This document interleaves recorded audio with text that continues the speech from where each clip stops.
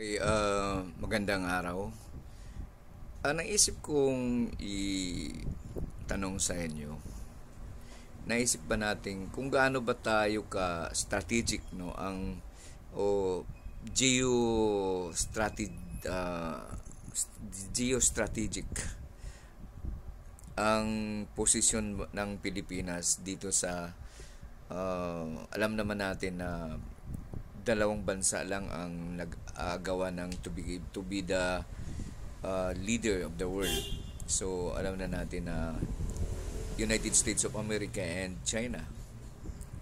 So dito the position, the geopolitical aspect of the Philippines ay naisip ba nating napakahalaga.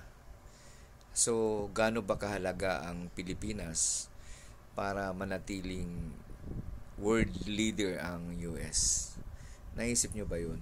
So kung interesado kayo sa topic na yan, okay, kapag marami sa inyo ang nagka-interest sa topic na yan, ay bala kong i-share, no? So siyempre hindi naman ako analyst, political analyst o geopolitical analyst, pero i-base natin yan sa mga research ng mga magaling mag-analyze about the kung gaano ka strategic ang pwesto ng Pilipinas pagdating sa naggiriang o nag-compete, no, to become the leader of the world. So kita naman natin na, pero pagdating sa budget, alam na kitang-kita natin na napakalayo ng budget ng expenses ng US pagdating sa military kumpara that of China.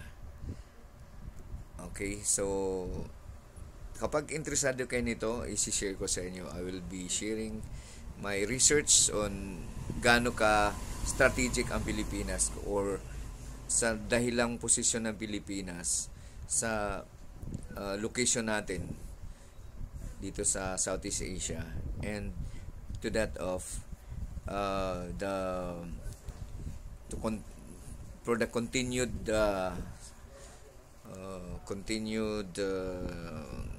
position of the United States to be the number one in terms of the leader of the world as number one. So kung interesado kayo dyan, isi-share ko sa inyo sa sunod na video.